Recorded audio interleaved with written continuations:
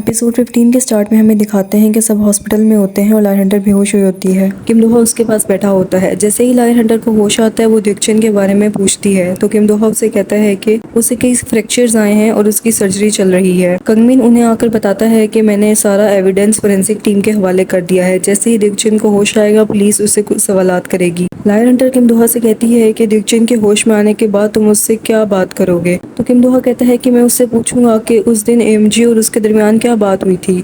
इसके अलावा मेरे पास उससे कहने के लिए कुछ भी नहीं है। लायन हंटर कहती है कि मैं जानती हूँ कि तुम इस वक्त दिक्चिन के बारे में सोच रहे हो, इसलिए तुम यहीं पर रहकर उसके होश में आने का इंतजार करो, मैं खुद चली जाऊंगी। और वो खुद घर चली जाती है।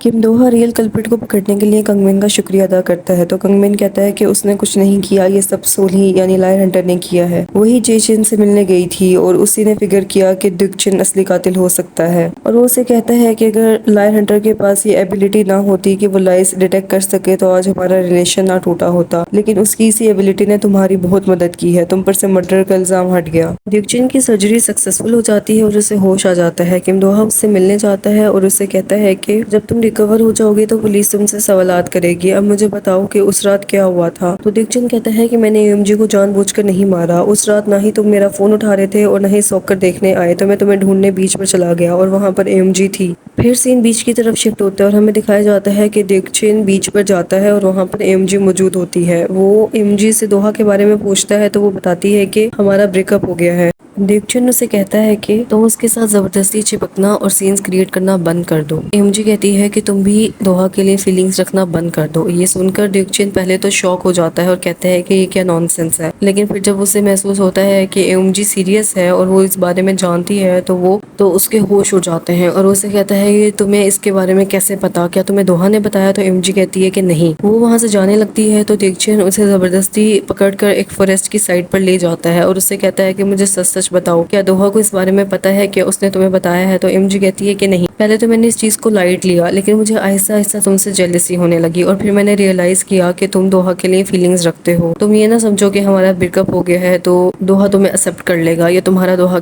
के साथ कोई चांस है, ऐसा कभी नहीं होगा। और मैं ये भी जानती हूँ कि तुमने कई बार हमें अलग करने की कोशिश की है। तो दिक्चिन कहता है कि वो इसलिए क्योंकि तुम उसके साथ एक लीच की तरह चिपकी हुई थी और उसकी जिंदगी मिजरेबल बना दी थी, अब हमारी जिंदगियों से दफा हो जाओ। तो एमजी कहती है कि वो तुम्हारे नजदीक ज्यादा खतरे में है और मैं उसे बता दूंगी कि तुम उसके लिए क्या फील करते हो और तुम्हें ये भी पता होना चाहिए कि दोहा तुम्हारे लिए वैसे फील नहीं करता जैसे तुम उसके लिए करते हो। ये सुनकर दिक्चिन को गुस्सा आ जाता है और वो एमजी का गला जोर से पकड़ लेता है और उसे पीछे की तरफ पुश कर देता है। एमजी का सर एक पत्थर से जाकर लगता है।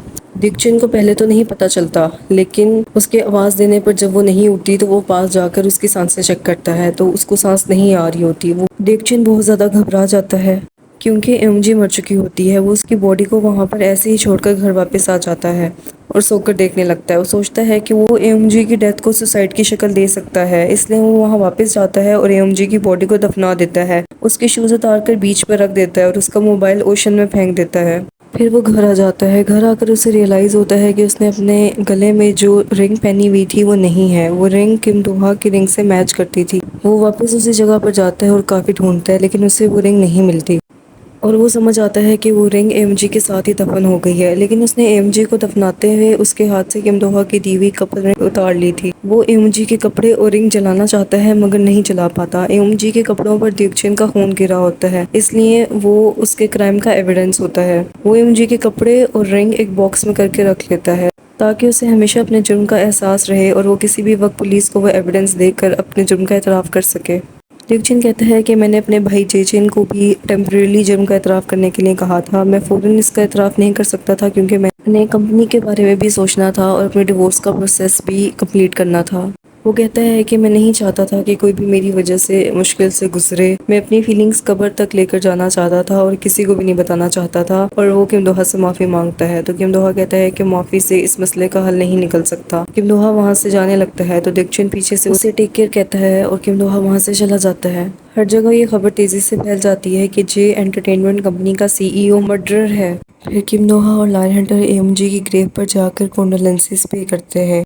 एमजी का भाई भी वहाँ मौजूद होता है जो किम दोहा से माफ़ी मांगता है। दिखाते हैं कि लायन हंटर एक पब्लिक प्लेस पर बैठी है, लेकिन वो कोई झूठ नहीं सुन रही होती लोगों का और कहती है कि लगता है कि आजकल लोगों ने झूठ बोलना बंद कर दिया है।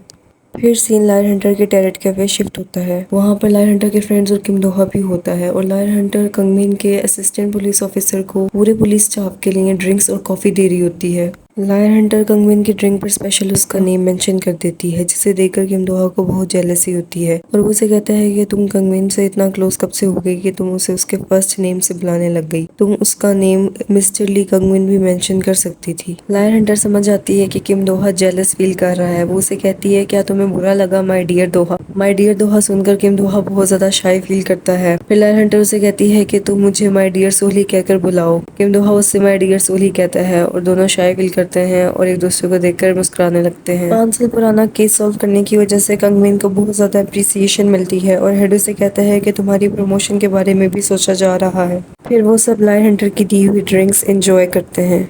फिर सीन शिफ्ट होता है और दिखाते हैं कि लायर हंटर के पास एक क्लाइंट आता है और उसे कहता है कि मुझे एक लड़की पसंद है, लेकिन जब भी मैं उसे मिलने का कहता हूँ तो वो कहती है कि मैं काम में बहुत ज्यादा बिजी हूँ, इसलिए मैं नहीं मिल सकती। लेकिन मुझे उसकी बात का यकीन नहीं, क्योंकि कोई सेंस नहीं बन रही, इसलिए मैं चाहता हूँ कि तुम डिटेक्ट करो कि वो सच बोल रही है या झूठ। और वो काफी शोखिया मारता है कि मुझे आज तक किसी ने रिजेक्ट नहीं किया, तो मैं जानना चाहता हूँ कि आखिर वो मुझे क्यों रिजेक्ट कर रही है, इसके पीछे असल वजह क्या है। वो क्लाइंट उस लड़की से एक रेस्टोरेंट में मिलता है और लायर हंटर भी दूसरे टेबल पर बैठी होती है। लड़की उसे कहती है कि मैं अप्रिशिएट करती हूँ कि तुम मुझ में इंटरेस्ट शो कर रहे हो, लेकिन मैं जैसा कि तुम्हें पहले बता चुकी हूँ कि मैं ऑफिस में बिजी रहती हूँ। तो लड़का कहता है कि क्या तुम मुझे पसंद नहीं करती? अगर करती हो तो ये लेम एक्सक्यूजेस बनाना बंद करो और मुझे रियल रीजन बताओ कि तुम मुझे इग्नोर क्यों कर रही हो।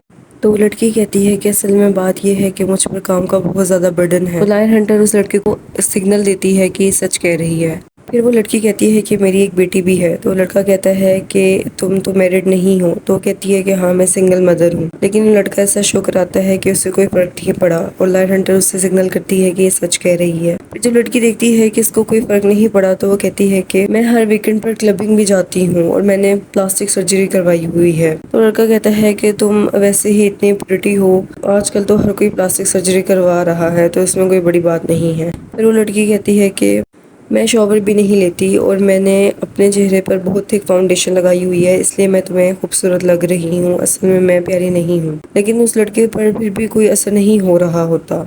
दूसरी तरफ लायर हंटर उसे सिग्नल दे रही होती है कि ये सब सच बोल रही है। आखिरकार वो लड़की तंग आकर कहती है कि अभी तक मैंने जो कुछ बोला है वो झूठ है। असल बात ये है कि मैं तुम जैसे पागल को पसंद नहीं करती। तुम सीईओ के बेटे हो, इसलिए मैं कोई पंगा नहीं लेना चाहती थी, लेकिन उम्मीद है कि अब तुम्हें मेरी बात समझ में आ गई है। वो लड़का लायर हंटर की तरफ देखकर कहता है कि ये सब क्या हो रहा है। वो लड़की वहाँ से उठकर चली जाती है और वो लड़का भी उसे आवाजें देता हुआ उसके पीछे उठकर चला जाता है। लायर हंटर अपने ड्राइवर को कहती है कि इस क्लाइंट की सारी फीस वापस कर दो। लायर हंटर बहुत ज्यादा परेशान होती है। किम दोहा उससे पूछता है कि क्या हुआ है, तो वो कहती है कि अब मैं मजीद लाइस डिटेक्ट नहीं कर पा रही। तो किम दोहा उससे पूछता है कि क्या ऐसा पहली मर्तबा हुआ है, तो लायर हंटर कहती है कि हाँ। किम दोहा कहता है कि शायद गाड़ी के एक्सप्लोजन की वजह से तुम्हारे ईयर ड्रम्स डैमेज हो गए हैं, हम डॉक्टर के पास चलते हैं। तो लायर हंटर कहती है कि नहीं, ये नेचुरल है, डॉक्टर इसके बारे में कुछ नहीं कर सकता। किम दोहा उसे कंसोल करने की कोशिश करता है और कहता है कि इसकी गुड साइड्स भी हैं, अब तुम नए फ्रेंड्स बना सकती हो, कोई तुम्हें कॉम्प्लीमेंट करे तो तुम उसे अप्रिशिएट कर सकती हो और क्राउडेड प्लेसेस में अब तुम्हें मजीद लोगों के झूठ सुनने की जरूरत नहीं पड़ेगी। लायर हंटर अपने कोवर्कर से कहती है कि अब हम वीआईपी क्लाइंट्स रिसीव नहीं करेंगे। वीआईपी क्लाइंट्स वो होते हैं जो इसके पास लाइस डिटेक्ट करवाने आते होते हैं। तो वो परेशान होकर कहते हैं कि यकीनन तुम शॉर्ट ब्रेक लेना चाह रही हो। लायर हंटर कहती है कि नहीं, सच बात यह है कि मैं कोई शमन नहीं हूँ, ये मेरे ईयर्स की नेचुरल एबिलिटी थी जो लाइस डिटेक्ट करती थी, लेकिन अब ये मजीद फंक्शन नहीं कर रहे। और वो कहती है कि अब हम सिंपली टेरेट कैफे रन करेंगे तो हमारे कस्टमर्स की तादाद अब कम होती जाएगी। तो तुम दोनों सोच लो कि अब यहाँ पर काम करना चाहते हो या नहीं। तो दोनों कहते हैं कि हम लॉयल एम्प्लॉयज हैं और हम तुम्हारे साथ ही काम करेंगे।